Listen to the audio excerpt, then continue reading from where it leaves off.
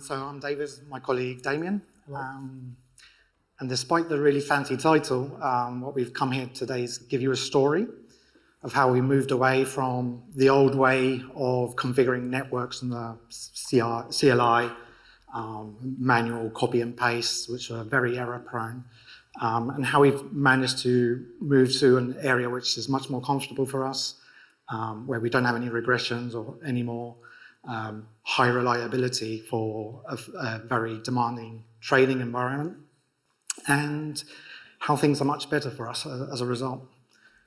A lot of this can be reduced, or we can start with the question is how well do you really know your network? And not just from a connectivity perspective when things are happy and working fine, but do you know your failover paths? Do you know what happens when a device goes down? Or even if a data center goes down and how things are rerouted. And even if you have a good idea of how that happens, is that still true when you've done a number of changes recently and since you've done the last failover test in production, or any changes that you may have done the other day? Is all your assumptions still valid, or not? So we're going to go through a little bit more of the story, and we're going to tell you who we are and what the problem that we actually had and how we managed to solve this. We'll go through a little bit of the items that can form our solution, and we'll finish with some key takeaways. So the end goal is to have zero regressions. And what we mean here is that any network change that we introduce doesn't result in a P0 issue on a Monday morning when trading opens. And how we do this is by implementing a network CI/CD, and we do a huge amount of tests upon every single change. And we do so by implementing a virtualized copy of our entire network. And we also include a lot of the critical services that can form our environment. Just a sidestep, we work for TransFICC, which is a London-based fintech. And what we do is we provide a platform and connectivity and a set of unified APIs for large financial institutions. They connect to us, and we connect to a number of trading venues. We provide the platform and everything. As a company, we're remote first. The majority are based around the UK, in Europe, and we have a few employees in the US and in Australia too. If anything that we talk about today is dear to your heart or you find interesting and you're looking for a new challenge, seek us out. So financial networks have a demand in reliability that is not common in other web environments. Any sort of blip or outage have financial impact. And if we're causing an issue for one of our customers and they're out of the market for a few seconds or a few minutes, that's going to lead to some very uncomfortable conversations with them. We pretty much need zero downtime at all times. When a lot of the network changes were done manually, and there's still a lot of places that's still the case, manual errors are very easy to come by. Copy paste from your notepad with your Cisco configuration pasted into the terminal can end up causing issues, and we don't want to be on the receiving end of those uncomfortable conversations. Typically, a lot of the environments have gone for slow, cautious releases where you have change review boards and you have people reviewing your changes, seeing your rollback plan, but that just adds delays. That means that your projects that you want to complete this week will make it delayed further and further, ends up being costly, you're having more people scrutinizing your changes and so on. And for us, which we're growing fast as a company, and we're getting more and more customers, we're connecting to more trading venues, we cannot wait for that. We need agility, but we definitely can't compromise in any of the reliability. So our end goal is to have that zero regression. And what we mean by that is that any change that you introduce into the network should not break any existing functionality. It should work better than before if we're introducing new features or performance enhancements or whatever, but nothing should break. And to achieve that, we have to change a little bit the mindset. And as such, network engineering is part of SRE in TransFICC. We also cover things like all the infrastructure, DevOps, all the automation, InfoSec. And as a result, as being a part of the same team, and we're using the same code and playbooks, network engineering becomes a first-class citizen. And we end up optimizing a lot of our playbooks.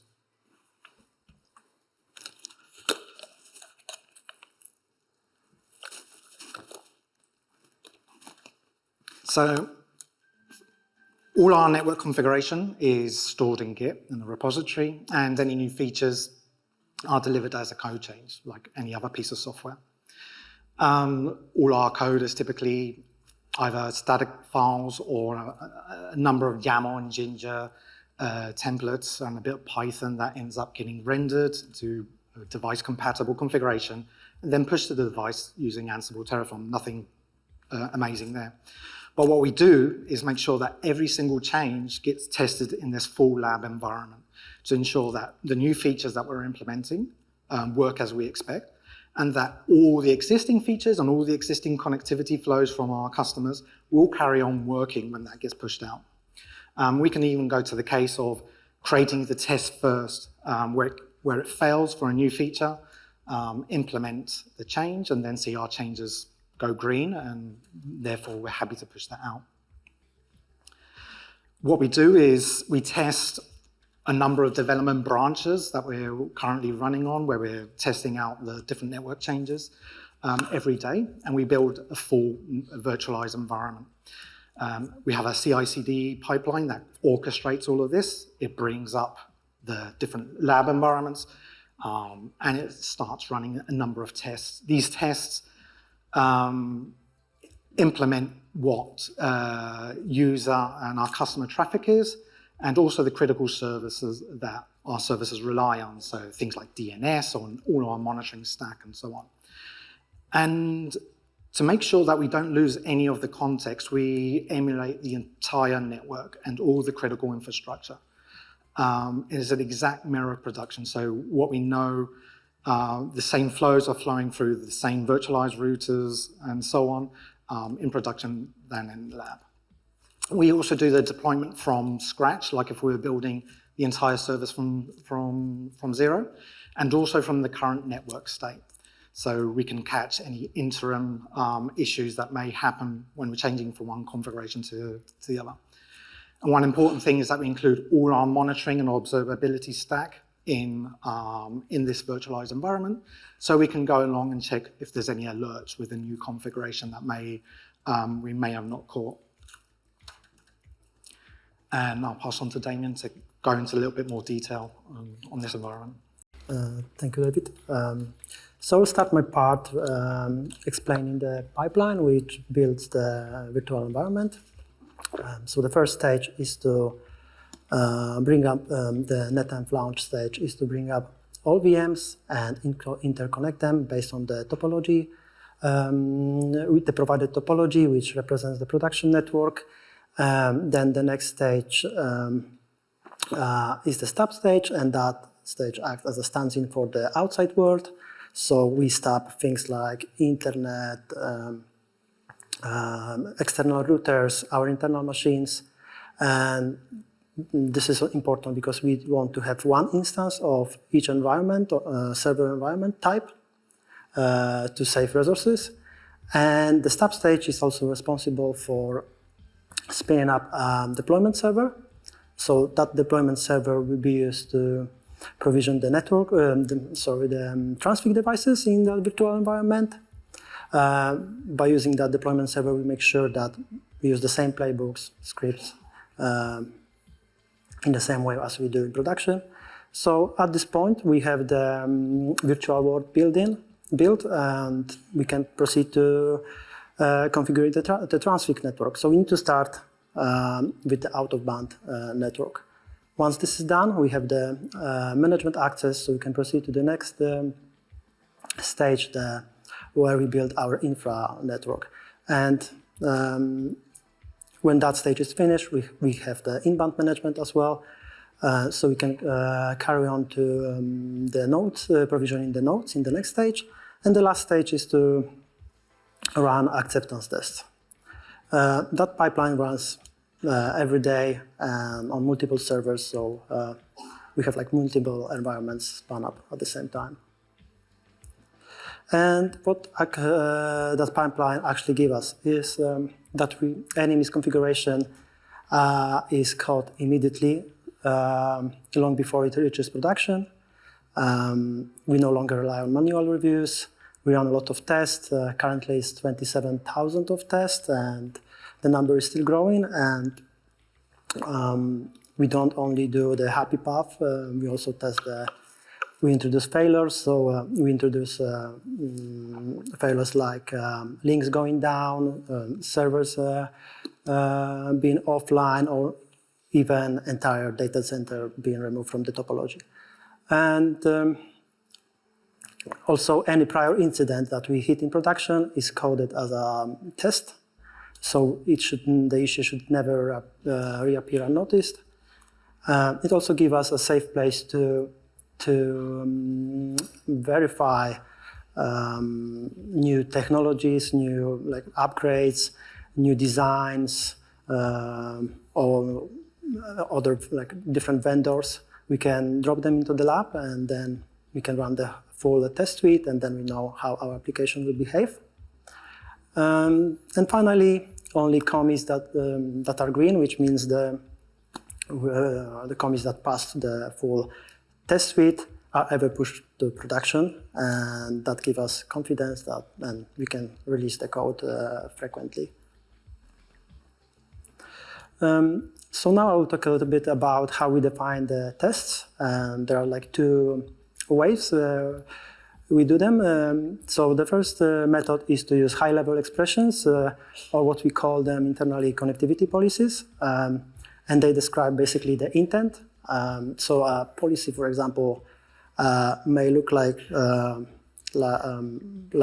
from network with tag A, we should be able to reach a network with tag B. And that also means that all the subnets or routes that are in our code base, they have meaningful tags attached, and this is also useful for other teams. The other method is to use the test, to template the test based on CSV files. And we do that for very specific cases. I will show you an example later.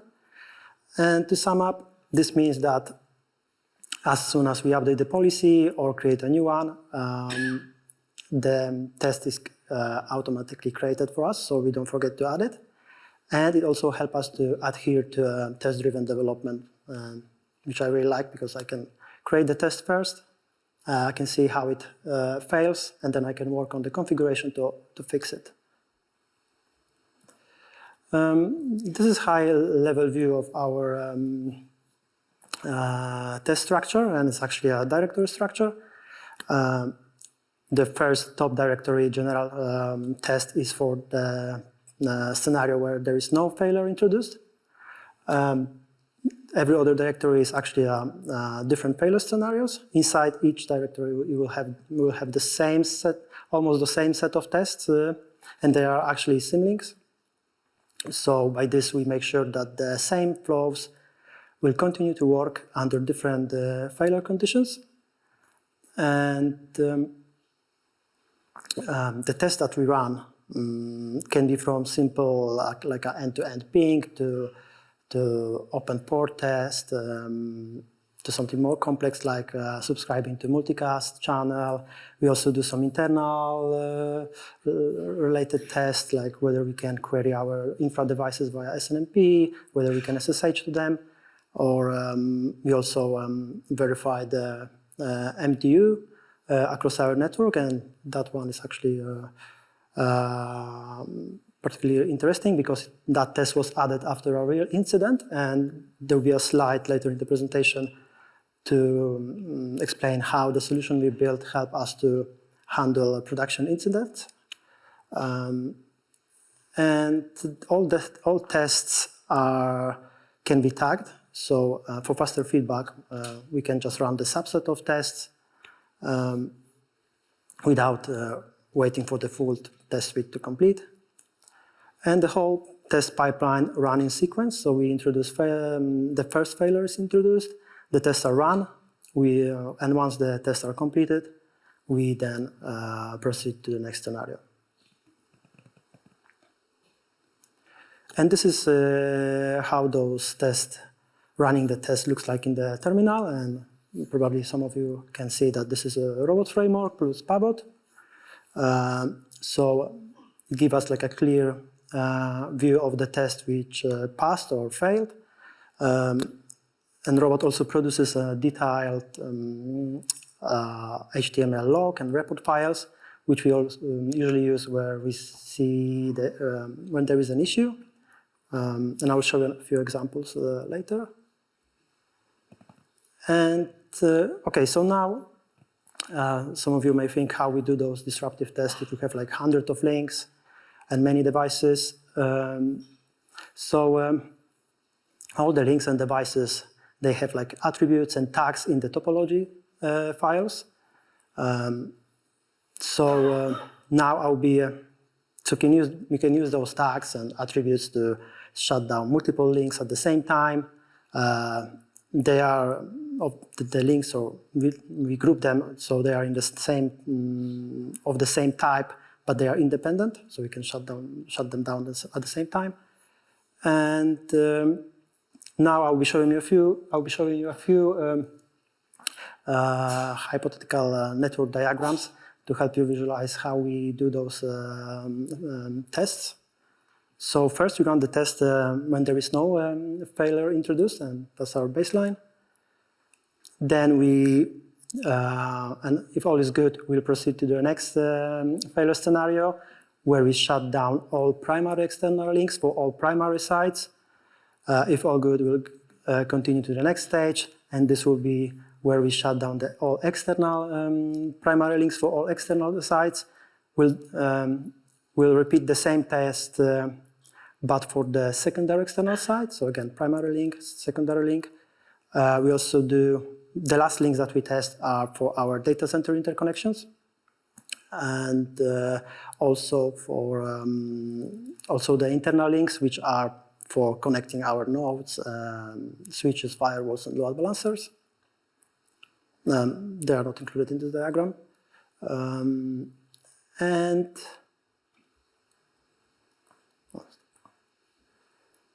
Okay, and once we have all links tested, we proceed to simulating an outage of external site.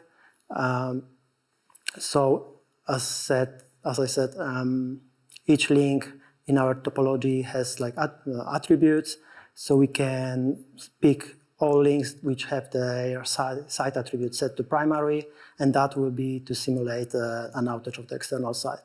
We'll do the same test for the secondary site as well.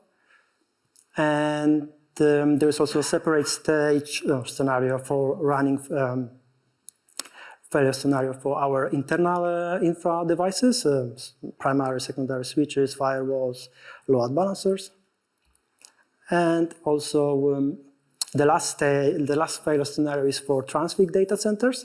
So in that case, we pick all links which have the left DC or right DC attributes set to a particular data center, and we shut them down to simulate TransFICC outage. As David mentioned, we run our production monitoring and alerting stack in our lab, and that's another safety mechanism because we can look at the graphs, we can address the alerts, which otherwise would fire in production.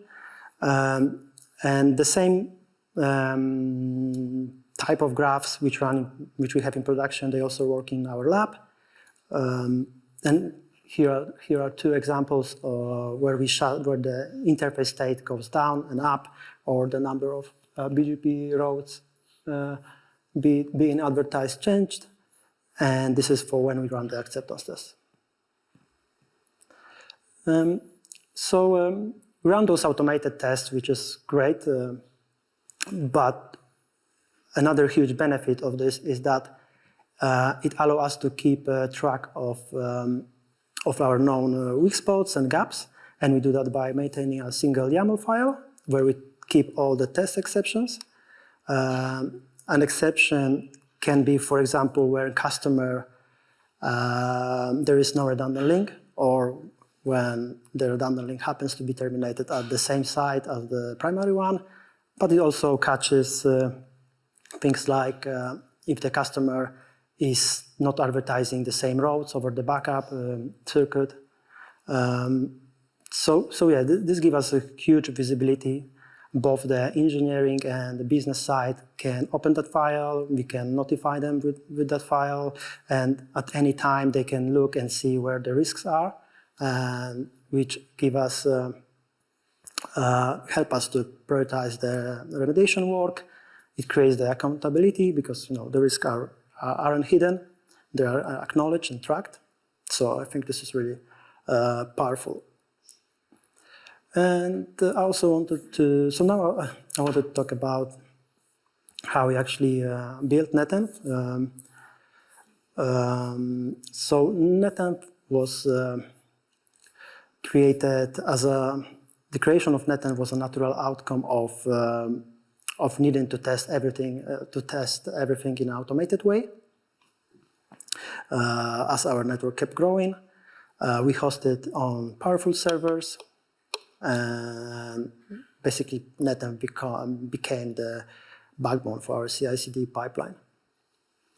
And this is high-level architecture of the NetEnv, and as you can see, there's that stub network where we stub all the customer market venue networks, the internet. It also contains that deployment server, which we call NetEnv jump host, highlighted in green. And what is particularly interesting about that server, it is the only device that can access the TransFICC devices in the lab, and that's done over the real interfaces. And by this, we make sure we can test the bootstrap process for new data centers, or test the playbooks the same way we use in production, in the same way. This also allows us to test the tooling we use to push the config to our network servers. And the first fundamental block to build NetEnv is the topology description, and we do that in Dot, the graph description language. So we have one graph for NetEnv where we define all VMs, their names, their allocated resources, and then we have multiple per data center graphs where we define all interconnections and those tags and attributes that are used to pick the links for the test failure scenario. And all of those graphs are merged then into a single vagrant file, which is then run by libvirt in the NetEnv initialize stage. So the next fundamental block is the Jenkins pipeline, as we already showed to you. We have that written in Groovy. To push the config to our switches and in general to our network and servers, we use Ansible.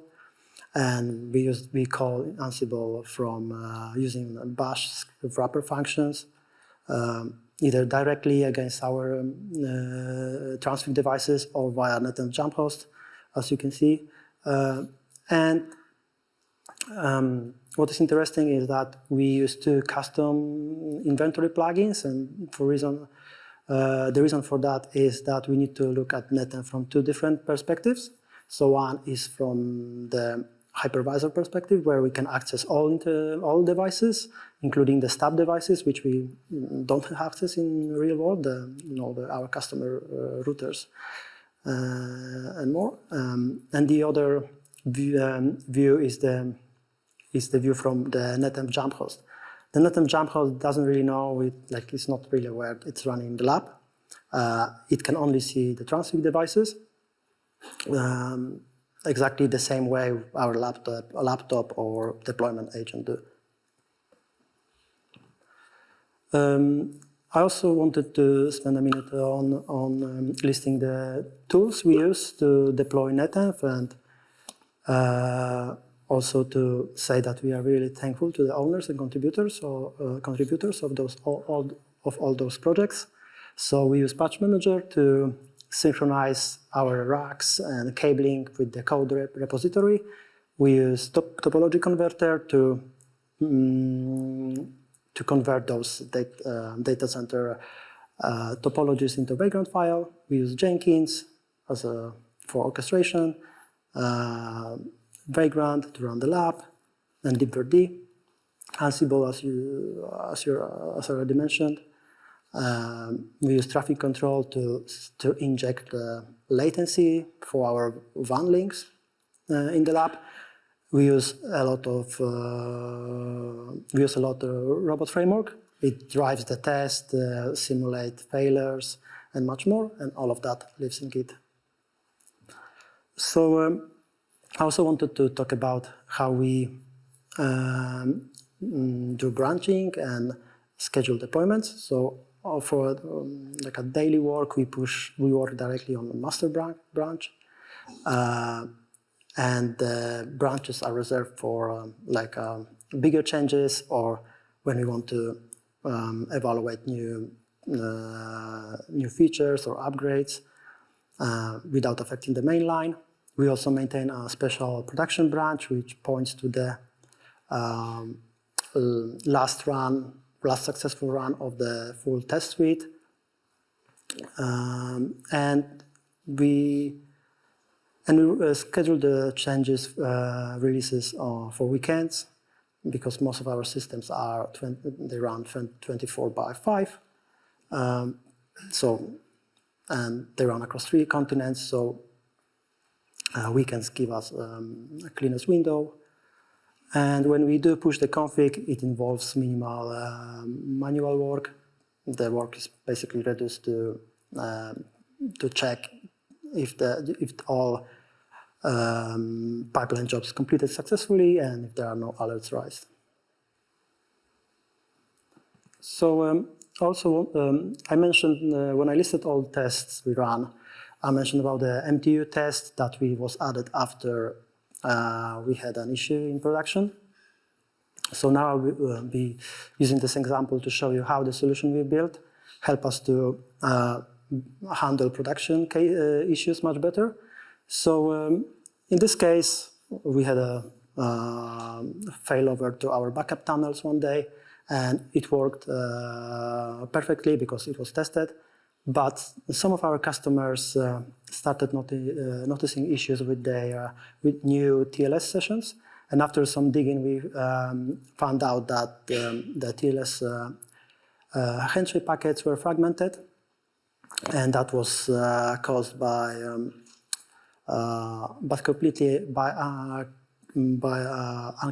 completely unrelated change. And that change, what it was basically, some of our bond sub-interfaces, their MTU was reset to the default value. So we quickly added the test to check the MTU across the network. That test started failing immediately in the test environment. We then implemented a fix by explicitly setting the MTU on all sub-interfaces. And with that fix in place, all tests started passing successfully. And in the meantime, we raised the bug report, which got fixed. So as you can probably see, the key takeaway here is that once we hit a production issue, we add a test, so that issue shouldn't appear again, because we added a test which is now baked into our test suite, so any future change will be validated against it. And this is how the implementation of that test looks like. Just explaining that broadly. In this case, this is a templated test where we use the data driver library. So and the tests are templated based on the CSV file. So whenever we want to add a test, we just update that CSV file. We then import all variables from YAML file and that from device inventory YAML file, and that YAML file is exported from Ansible. All the tests are tagged with these tests are tagged with the MTU tag, so we can, while we were working on that test implementation, we could just focus on this test by using that tag. And all of the rest of that file is templated by that data driver library. So each record in that CSV file will be a test, and all the tests will be populated with arguments like the host from which we run the test, the source destination IP address, and other arguments. And when we run the test, we always run the setup suite setup hooks. This is mainly to check if the test isn't whitelisted.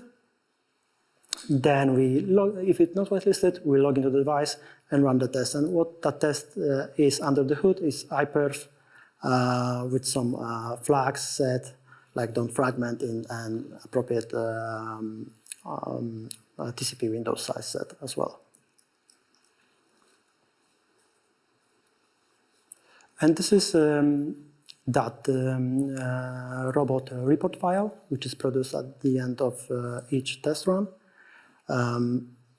You can see a clear breakdown of tasks with their results, like fail, success, or fail. The failed one will be marked in red, and you will quickly notice them. We usually look into that file where we have an issue, when there was an issue detected. We can then see which test failed, along with their attributes and the output. So it gives us like a clear view what failed, and you can run that test locally as well if you want to focus on that particular test to fix it. So that was my part, and now I will hand over it to David. Thanks. So yeah, this is really great, the environment that we managed to build, but we do have some challenges. Our environment is growing really fast. And at one point, we could run the full acceptance tests and the entire network on our laptops. And we've had to keep increasing the size of the servers. And now we're starting to look at distributing this across several servers in order to implement the emulation of the entire network.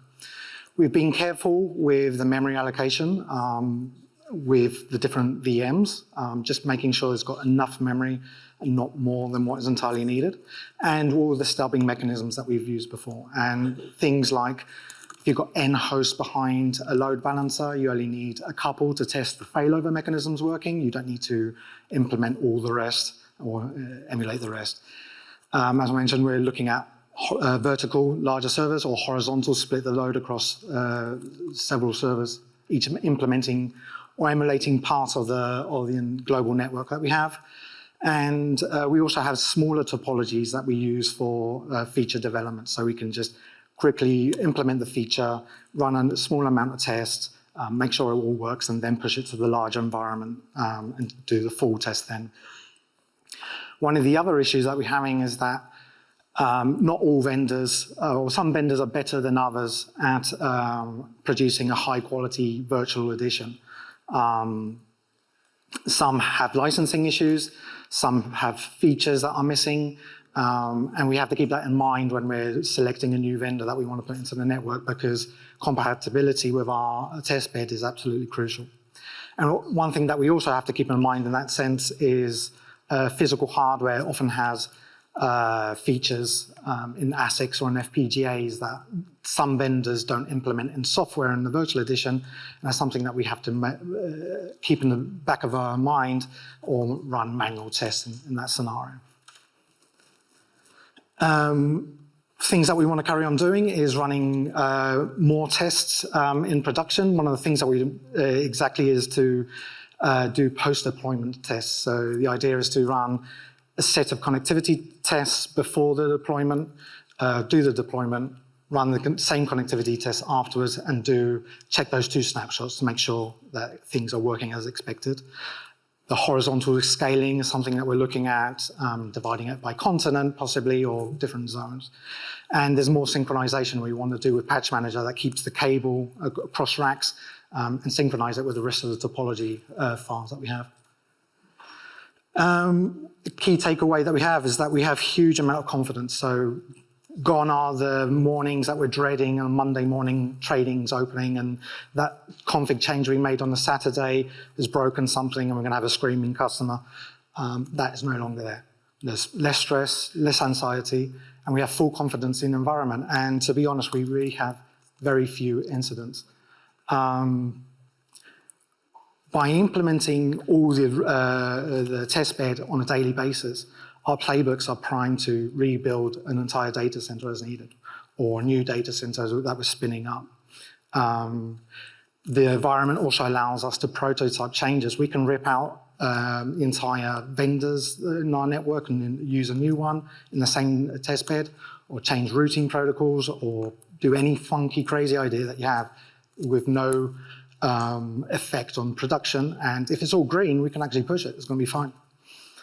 And yeah, the problems that we may have with the vendors, and we hope that vendors take note of this and give a bit more support for the virtual editions. And with that, I'd like to hand it over to you for any questions.